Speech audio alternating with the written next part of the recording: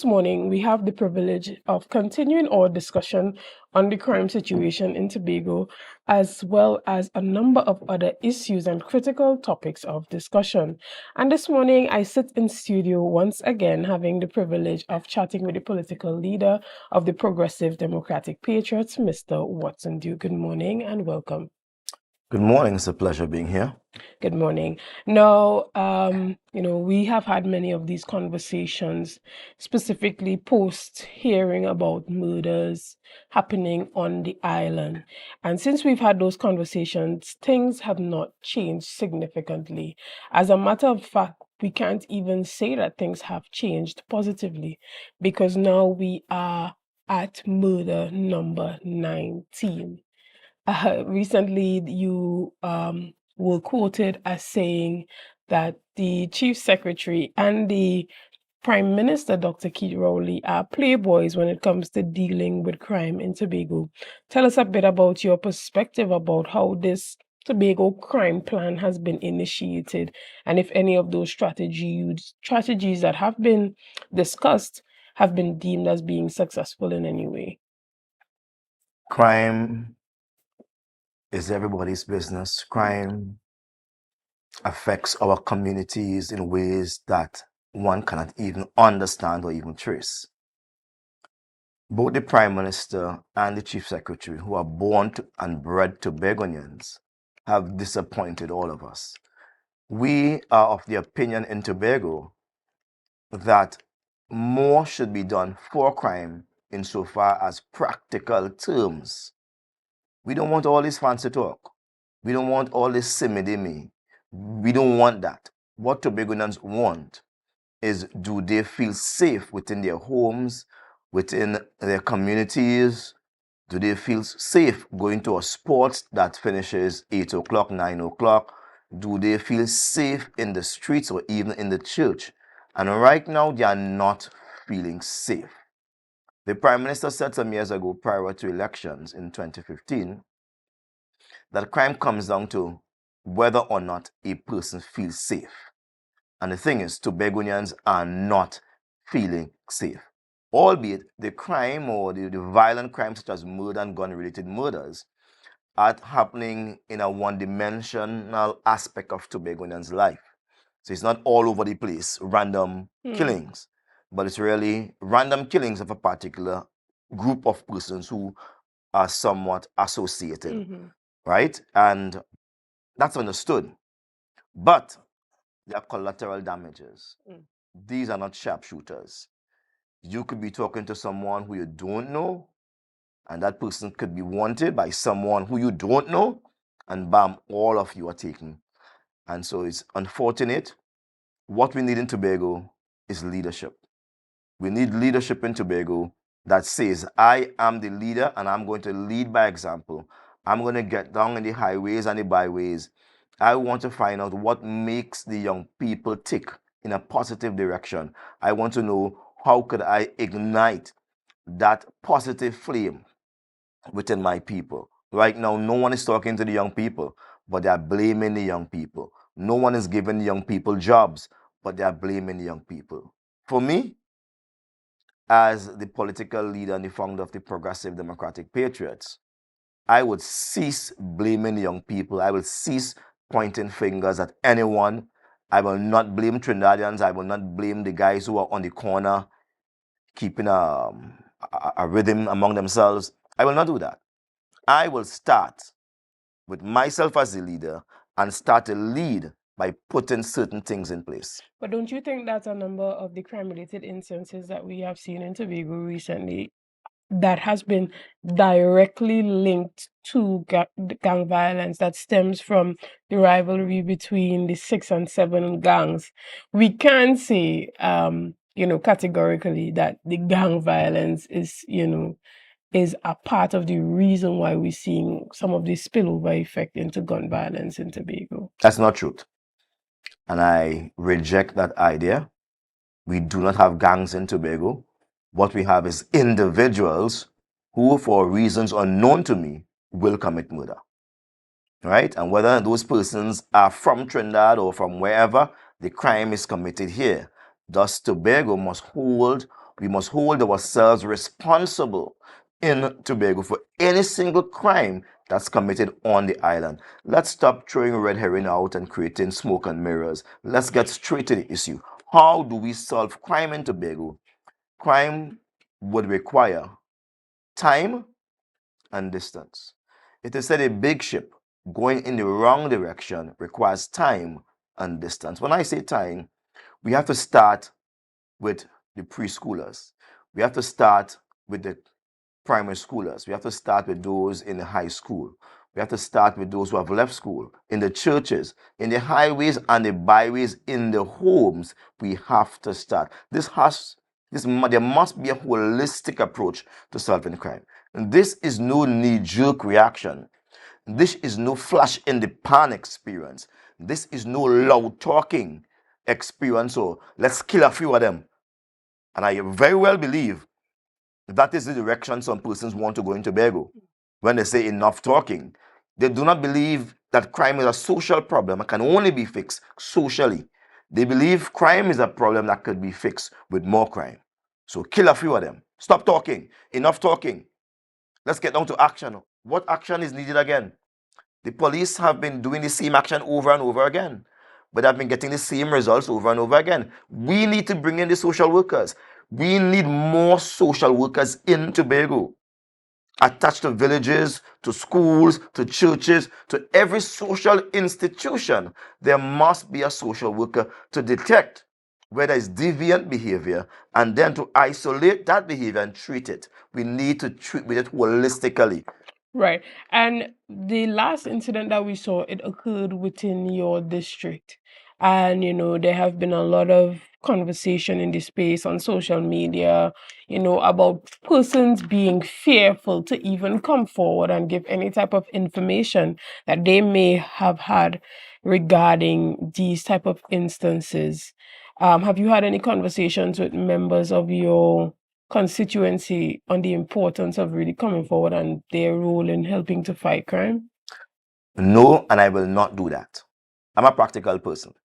I'm not in that hogwash kind of ideology where you put people up to expose themselves and gunman pass and just spray the whole block because they don't care.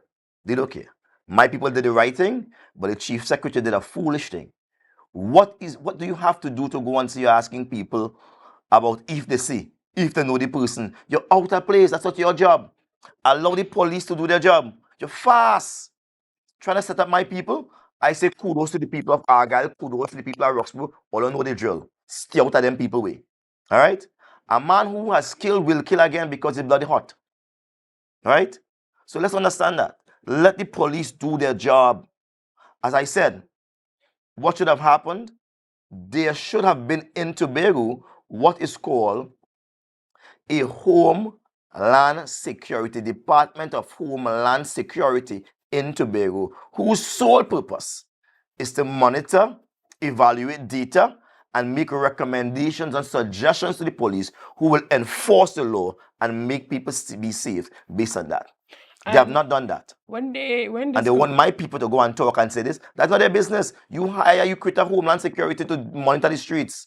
Not my people at all. Right. And one of the suggestions was that Tobago police service, and you would have also contributed to that idea as well. When you came, you recommended that they have that Tobago police service. Do you know what is the current progress that they've made in terms of, possibly recruiting persons or setting up that unit? I do not know, and I frankly think there can be no Tobago police service under the current chief secretary. He's fast and he's loose and it's dangerous to put a police service in his hands. You have to be careful. So don't you think that the community has an active role to play in fighting crime?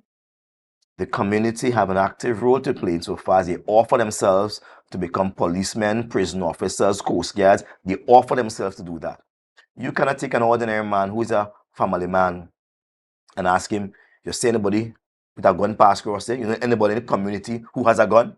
Nah, my people should stay out of that. I'm advising Tobagans to stay out of that. Let the police do their work. The police is charged with protecting Trinidad and Tobago residents and making them feel safe. Not having us squeal on each other and get ourselves in problems. No, There's something I call cameras. Let them put up the cameras to watch the streets and ensure every camera working. Yeah? There's something I call tapping people's phone. And tapping people's phone from the time it was old phone, where they dial up, and then the punch numbers phone, and now we have cell phone. They're tapping my phone all the time. So they're tapping people's phone. Yeah? Tap people's phone. Get your information. Don't come and ask the public for information now when all of the cameras are them shut down and all only monitoring each other wife with the phone and all kind of nonsense. That's what they're doing inside there, you know. Instead of monitoring the criminals, they want to know who wife wanting who and who man doing this. Stupidness. We have to have a serious country here. Right. And we saw that the new minister in the Ministry of National Security, Mr. Keith Scotland, he is currently in Tobago to discuss, matters of crime with the Tobago Police Service as well as with the Chief Secretary.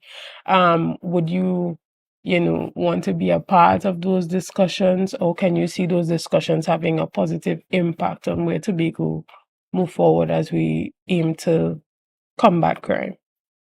I'm not sure if the new minister of Scotland is on a excursion. If he's on a Tobago trip, just to walk around, eat some fried bacon, fish and crab or something like that. Because his journey is senseless. I want to make it absolutely clear. Scotland coming here is senseless. There's no sense in it and nothing will come of it. I'm saying that now. Totally senseless. Where is he going? He should be fired immediately. You know why? 3 weeks ago, the Prime Minister was here. That's the head of national security. We had the Minister of National Security who was here. All right. So the Prime Minister, the head of the National Security Council, he was here 3 weeks ago. 3 weeks ago, held a crime meeting with the entire National Security Council. We had the head of Army who was there. The head of Coast Guard was there. The head of the Police Service was there. The head of the prison was there. And the head of the THA was there. That is the most powerful national security group that could ever be in Tobago. Where's Scotland going? Where are you going? After the boss talk, what are you going to say now? Understood. After the boss has committed resources, both the commissioner, police, and the army and whatever, where is he going to say what? What about increased police presence within the communities? Do you think that can have an impact on how, on the attitudes that criminals have towards committing crimes? People are not afraid of police anymore. That's the reality. It doesn't matter. People are not afraid of police anymore. You will sit on TV where they're going up into the police face and say, boy, touch me now, touch me now. They will fight the police. The police will beat them today and the police will have to fight them again tomorrow. People are killing police, they're killing prison officers. It's a Wild West. The only thing that could stabilize the country is good leadership that respects the life of everyone, because even some of these so-called criminals need to feel safe. Some of them are killing people because they're afraid, and they will kill you first before you kill them. All right? And so we have to create a safe environment for every single body without discrimination. And when we patrol the streets, it's for every single body without discrimination. And when we offer everyone a life to improve their own circumstances, it must be for everyone, even those gangsters, or so-called gangsters and criminals. They must be given an opportunity. What I'm seeing today is frightening. We have unemployment relief program. URP was created for people who are having problems, social problems with the law. When they go to jail and come back out, the URP is for them. We have young, bright people with 6 and 8 subjects and even degrees fighting for URP work. And we have persons who are on the social side of life that is not so nice. They can't get jobs. So when you're telling a man who has no real skills, no real education, nothing at all whatsoever, that he can't get a job, and obviously you have baby to mind, you have woman to mind, you have bills to pay, how we gonna make it? Understood. And you said, I don't know whether jokingly or in all seriousness, that the Prime Minister should be fired. No, he should fire himself. He should fire himself simply because he has failed. Any single leader who has failed to protect his people should fire him or herself. The first rule of any leader is protection of its people. You must protect your people. You know, one time I'm in one of those bad areas in Trinidad, And the guy was saying that they don't want us to buy guns, but everybody have guns. He said the Chinese are gone, the Syrians are gone, the white people are gone, the Indians are gone. But what happened to we? We must not go and say protect ourselves. And he was a leader. The reality is that every single leader owes it to him or herself to protect his people. They have not been protecting us. Our borders are porous. Yeah? People are bringing animals into our border from different places that are not quarantined, not observed. Thus, sickness could come in. The meat are being sold on the market. Yeah? Black market. We have guns, we have ammunitions are coming in. Who is monitoring these things? We have a Coast Guard vessel out there without gas in it. And then when there is gas, the vessel is sunken sometimes. I've seen that vessel underwater already, you know. One look at Pirog. Come on, what are we? Are we serious about patrolling our borders? Somebody out in the sea, they know they call for backup from the Coast Guard. They say, we have no gas, you know. That's madness. The police have no gas, Coast Guard have no gas, and they want to fight crime. Let a wheel and come again. All right, well, we're going to take a quick break right here and we're going to be back right after this. See you soon, guys. It's a brand new morning, rise up. Tobago updates. Good morning, and welcome back to Good Morning Tobago right here on Tobago Updates. We have been talking about the current situation here in Tobago, and I've been chatting with the political leader of the Progressive Democratic Patriots, Mr. Watson Duke. Good morning, and welcome back. Now, I believe it was on Monday that I had a conversation with one of your former colleagues, Ms. Kiesel Jackson, and she has now launched her own political party, the All People's Party, and she is here in Tobago, soliciting support from Tobagonians for her party. Have you seen this, and what do you think about this new development in the All Tobago People's Party? I do not know that person. Fair enough. Well, when it comes to being prepared for the general election, the time is creeping up. We can see.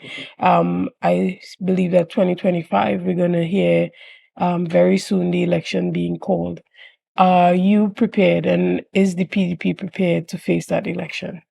Certainly, we are galvanizing our support on the ground on August 25th, which is just about today being the 8th, a few days from now. We intend to have a type of gathering, or we say a type of meeting at my residence in Moriah, and all Tobagonians who are of a like mind are invited. All right, and we're gonna have a real nice discussion, a mixing and mingling, and a airing of ideas, etc. And from August the 25th, we'll be having our monthly meetings, right, on the road, and our campaign will begin in earnest around that time. And so, Around August. yes, well, yeah. So as a meeting, we're gonna have a mass meeting because we believe in democracy. We believe in participatory democracy, which means those who are involved in democracy must be able to participate. And so, August 25th is the time when we have senior people, young people. We have a few drinks, etc. A cool evening, nice music and thing playing right at my residence on the outside. That is not on the inside. On the outside, there's a large enough space on the outside. Could have a couple hundred persons, and so we're going to actually be able to mix and mingle and form a perspective as to how we approach our political future. Realistically speaking, do you think that, after the split between yourself and members of the executive, that the PDP is sufficiently prepared to face the polls within the next few months? And what do you think about the TPP facing the polls as well without you being on that team? So what I'm asking basically is, do you think the two entities are sufficiently strong enough to go up against the PNM? Understand who Watson Duke is. I'm no ordinary man. I'm no man who just flip into politics and happen to be lucky. Every move I've made was moves towards winning. When I came here in 2015 and I let my political hat down as an independent alone, single-handedly, I defeated the Platform of Truth or Churchill's Party. I defeated Ashwa Jack Party, TOP. I defeated Crystalline Moore Party, Tobago Forwards. I defeated Jack Warner Party, ILP, that in 2015 as an independent with no structure. I defeated all of them. So much so that the area I contested for, which was Tobago East, when you add my vote, which was about, call it 1,800 or 2,000, if you want to run into off to the nearest 1,000, when you look at my vote and you add all the other votes, apart from the PNM, the sum total of the votes of the ILP, the TOP, the Tobago Forwards, the Platform of Truth couldn't even match my vote. I destroyed all of them together. And do you think you have that Just same... pause it for a while. That was me as an independent. In 2017, I led a team of neophytes. I want you to underline that word, neophytes. Farley was among them. Faith was among them. Yeah? Wasp was among them. They are a bunch of persons who knew nothing of politics. They were not politicians. Their faces were hardly even recognized among Tobagonians. I made them, I bigged them up, I promoted them as new people, good people. You know how much destruction I wreaked upon the others? People like the Tobago Forwards who went out, yeah? And also to the Tobago Organization of the People went out, and even the Platform of Truth, they went out in 2017, and they all got licks. The sum total of our votes were way more than the sum total of Hotchkiss Charles Party, Ashwa Jack Party, and Crystal Moore Party. We destroyed them. At the next election in 2021, it was just the PDP and the PNM. Because of my leadership and what I would have promised the people through the party, people voted for us. Yeah? We got 6 seats. And then we went back in 1 year later and we got all 15 seats. I still have to have a conversation about Farley about how they got that 1 seat back. Because Farley's the man to ask how they got back that 1 seat. But I know, as far as I understand, we won all 15 seats and the PNM won none. But I'm yet to have a conversation with Farley, a very candid conversation, for him to explain to me how they got back that 1 seat. I'm telling you something. I've never lost politically. Even when I went to Trinidad to support my colleagues who were interested in running, we didn't lose. We came up with over, let me see, 4 of the persons who ran in Port of Spain won back the deposit. We put up about 8 candidates, and 4 of those persons who ran in Port of Spain won back their deposit. It's a very good show for me. All right. And when it comes to preparing yourself for that election, do you think that you still have that level of political influence in Tobago, specifically after that type of fallout and everything that has happened since? Do you feel like Watson Duke still has that level of political influence among the people? I don't feel I know that. I don't feel that you know that. Watson Duke is the leader in the space. There is no other person in Tobago that can lead Tobago. None. You're going to put who? The Child King there? Ansel Dennis? You can't put Ansel Dennis there. He's a joker. Right. And you can't put Farley there either. He is a proven joker also. They're not ready for leadership. I would even put them in charge of our Girls Guide team. I wouldn't even put them in charge of that. Total failures. Total failures. Have you observed that since I've left the trade union movement, and I don't comment on it at all, I've simply stayed silent on it. Don't you see how the trade union leaders have become like puppets in the hands of the government? For 10 years, they sign on to 4%. I've never gotten such a bad deal in my life. Huh? All of them have become a bunch of puppets, fighting for survival, licking each other's sores. That's what they're doing. Workers are no more comforted today because there is no fighter among them. There is no true leader among them. One thing I can say, Watson Solomon Duke is a true leader. Right. And I remember during our last conversation, we talked a bit about the fishermen in Lambo and the fishermen on a whole who were affected by that oil spill. And you indicated that you would work with them to ensure that advocacy for them, receiving just compensation would be done. Have you had any conversation with them since the 50 million has been deposited to the THA? I've had conversations with the fishermen, not in an official sense, because there's an official group for that. And I will not try to usurp the authority of the group. But I've had conversations with the fishermen. They're still disenchanted and worried about the level of compensation they would be getting and even respect they're currently getting from this administration. But I say to them, don't worry yourself. Monkeys are cool breeze. We got to deal with that election time. And do you have any resources, or would you be able to create any type of support for them to help them with the registration process? I think that would have passed already, but I'm not sure. I cannot confirm. But I believe that one of the core issues that they were facing is that a number of the fishermen were having difficulty with the overall application. Some of the criteria would have included them having to have a bank account, being a registered fisherman, or just being able to show proof of the type of damage that was done to their equipment during the oil spill. In terms of providing that level of support, are you able to work with them to help with that? I have not been able to work with them on that because it's a set of bureaucratic nonsense. Let me tell you this. When people don't want to pay you, they find a reason to complicate the process and then put it back on you and say, we cannot pay you because, look, you can't fill out the form, you can't read, you can't write. Nonsense. We can't do that. And I'm saying that I, as the up-and-coming leader within the Tobago area, will do much more to change that, right?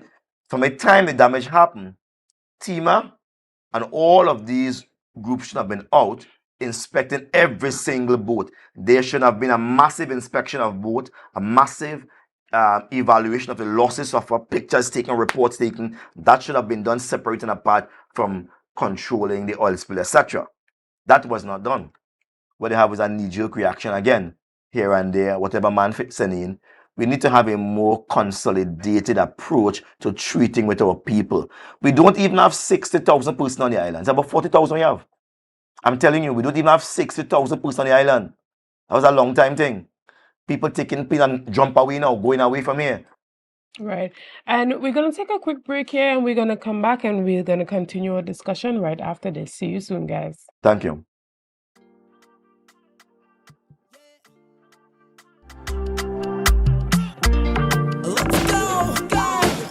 Good morning, and welcome back to Good Morning Tobago right here on Tobago Updates. I am Shenell Felix, and this morning I continue my conversation, and we round up our chat here with Mr. Watson Duke, who is the political leader of the Progressive Democratic Patriots. Now, we have seen your comments, and we want to thank you for liking and sharing. And Mr. Duke, we have a question for you in the comment section that says to ask you what you think about the Air and Sea Bridge. The Air and the Sea Bridge does not support our senior citizen. The Air and the Sea Bridge is counterproductive to our senior citizen. I would like to see a country where senior citizens are allowed the ease of travel, one, and also the ability to travel based on the ability to pay. We used to have a reduction on the Sea Bridge that's taken away that reduction, exemption for persons over 60. Mm-hmm. They have taken it away. I mean, why have they done that? It's commerce. Once you have the movement of people, you have the exchange of commerce one way or the other. Why are they trying to prevent the senior citizens who have served our country one way or the other? Why are we trying to prevent them from going to Trinidad or coming to Tobago? That should be changed. They have attacked them to me in a place that hurt them there a lot in their monies, their pension. Also, where the air bridge is concerned, they have carried the price up. And that to me, again, you have attacked them where it hurts the most in their pension. So we need to at least look after our senior citizens more. And I will be moving quickly upon winning those 2 seats in Tobago to advocate strongly, and you know how Watson Duke does advocate strongly already, for the senior citizens to be at least given a pass, a reduction in cost, or even in some cases pay nothing for traveling between Trinidad and Tobago, and particularly on the ferry. Right. Question. Just as there is assistance for senior citizens to get onto the plane with the disability assistance, I'm not sure, does that exist on the Sea Bridge as well?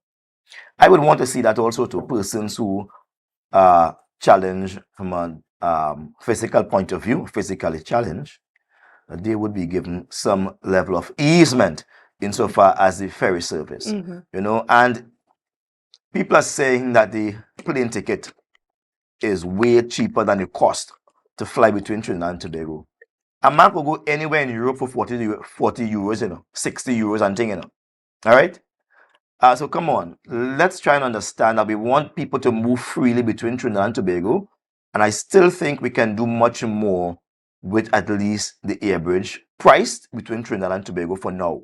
People are burdened too much, and they are made to take on too many responsibilities, and that should not be so. We should live a life at ease, man. Oh gosh, 40,000 people on the island, 40,000. Right. And we shift gears a bit Yeah. because Roxborough had one of those really outstanding performances Kudos. within the My people. last Tobago Heritage Festival presentation. They are one of those presentations that came back. Yeah. As this year tried to bring on a number of communities who had not been a part of the festival for a while. Were you able to partake in the festivities, and what was your overall view of their performance? Well, certainly I was there. Also, the other representative for the area, and Observer, she was there also too. It's the first time we wore the same jersey. Blue. We don't wear that color at all. And we don't dress alike. But nevertheless, for the sake of Roxborough, we united, and I would say that I participated. I was there motivated and egging them on. Come on, let's go. If no rain falling, let's go, let's go. So when you see them walking through the rain and getting on journey, I prompting them, because for let alone, I mean, I got a little cool from it, but I'm restored back to full health and vitality now. So you are saying that you are really the man behind the endurance? No, I'm saying I was the man who inspired them to go through the rain. Right. You know what I mean? Because the rain keep coming and they will stop and try to shelter. Right. I said, look, forget that, let me go through the rain, man. And I begin to motivate them, which I can do. And I'm glad you did it, because it shows a level of realness, a passion in the thing. It gave everything a life. I actually filmed part of it, and I got mad reviews on Roxborough. I say that in particular, that Belmana riot reenactment, deserve a full day by itself. And when I take those two seats, East and West, I will be strongly advocating for a holiday, a national holiday, right? A national, Tobago, a national holiday called the Riots of Roxborough, as the case may be.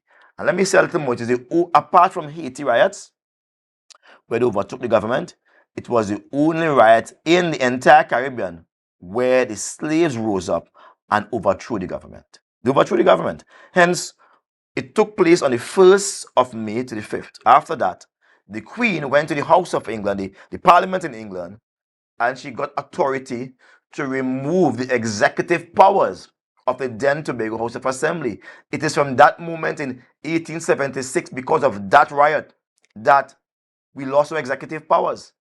And I've heard conversations where persons are, saying that this is something that we can add to the tourist product when it comes to the trail that was walked by, the members of the group, and creating somewhat of a landmark that tourists can pass through and have that experience. So what do you think about that? I like the idea. I mean, Roxborough should really be a city. Hence, I've heard the city of Roxborough is something that we have designed. But my colleagues, they have no vision. My colleagues in Assem, they have no vision. They are backward. They are just playboys and playgirls inside there. They reject the idea of a city of Roxborough, And so every time they go out trying to sell something for foreign direct investment, they want to sell Carnival, they want to sell this, they want to sell things people are not interested in.